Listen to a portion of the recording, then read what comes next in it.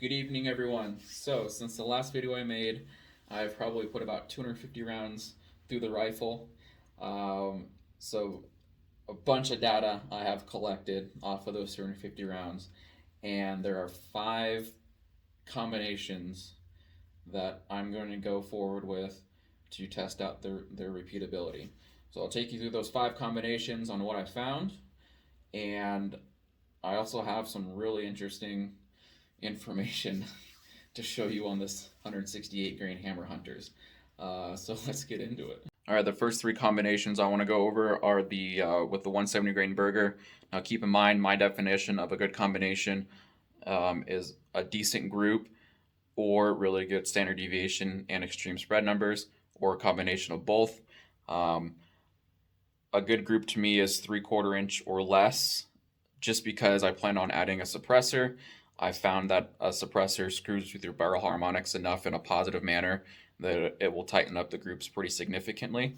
So I figured having a 3/4 inch group is going to give me the best odds, or 3/4 inch group or less is going to give me the best odds of having a really good group with the suppressor. So let's get into the three combinations that I found with the Berger 170. All right, this is with Stayball 6.5. 2.240 is what I found with this bullet. 2.240 is the base to ogive measurement, and I found that number to be kind of the sweet spot for the 170 grain Berger. So this is the group. Looks really good. I think it's like 0.33 inches, standard deviation of 12.4, extreme spread of 23.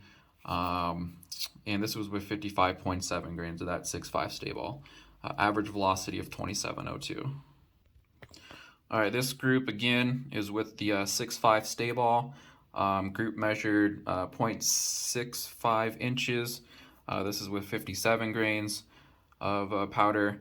2730 for an average velocity, extreme spread of 11, and a standard deviation of 7.9. All right, this group kind of went on the outside of what I said about the 3/4 inch group. This measures right at 0.9 inches.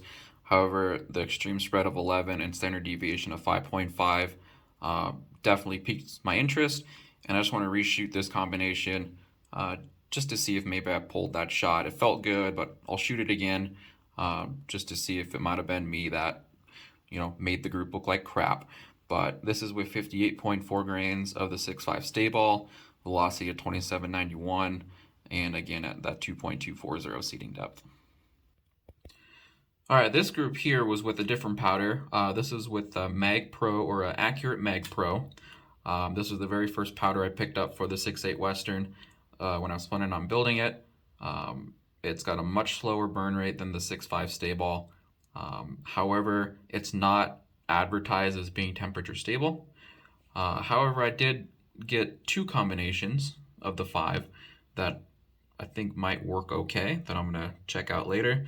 This is with 62 grains of that powder, seating depth of 2.240, average velocity of 2746 with an extreme spread of 21 and a standard deviation 10.8.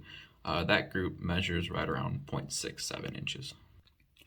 And the very last combination is with Mag Pro again. This is 62.5 grains, and I did a deeper seating depth at 2.220 just to see if it would tighten up the group from the other, the other groups that I did earlier on with this powder. Standard deviations, so this is two different groups. This is a 6-shot group, two different groups. So I kind of took the average of both the groups, and that was a velocity of 2710, extreme spread of 44, and a standard deviation of 13. Not the best, but I think the group measures right around 3/4 inch. But anyway, it's a bullet it's the powder combination that seemed to work okay. So we'll load up a few more of those and see if that's gonna work or not. All right, on to the 168 grain Hammer Hunters. So good news about this one, and these are all the loads I tested up here, were really good extreme spread and standard deviation numbers. I think just because it's such a long bullet that it kind of jived really well with the powder charge that I wanted to put in it. So Um, as you can see, they did not stabilize in my rifle. They're all keyholed, and it's just a really long bullet. And it's advertised as a 1 in 7 twist or faster, but it just didn't like my 1 in 7 twist for some reason. And I think it has to do with the fact that I've got so much jump on that bullet to be able to fit my magazine in the rifle that I just don't think it's entering those that rifling very straight. So, but anyway, as you can see, the standard deviations and extreme spreads are really good. 16 for an extreme spread, standard deviation of 8.1, extreme spread of 21, 11.5.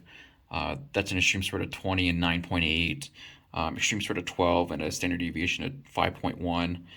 That one opened up a little bit there for those numbers, but yeah, that's what I found with the 168 grain. So, all right, that is it for tonight. When I do the extended tests on those 5 combinations, I'll update you guys on what I found. Um, I also want to try the one. So Hammer makes the 162 grain Hammer Hunter. I'm gonna drop down to a 162 and try that with that Mag Pro powder. As I saw really good center deviation and extreme spreads with those Hammer bullets. Like I said, the 168 grains didn't stabilize, so we're gonna drop down to 162, which is a shorter bullet. It's actually shorter than the Sierra Tip Game Kings, so it should stabilize. Then my rifle stabilizes the Tip Game Kings really well. So in theory, the 150 or the 162 should stabilize as well.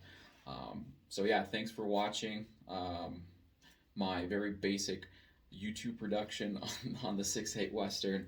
If you guys have any questions, obviously feel free to leave them in the comments, and I'll be around to answer them. Thanks. Have a good night.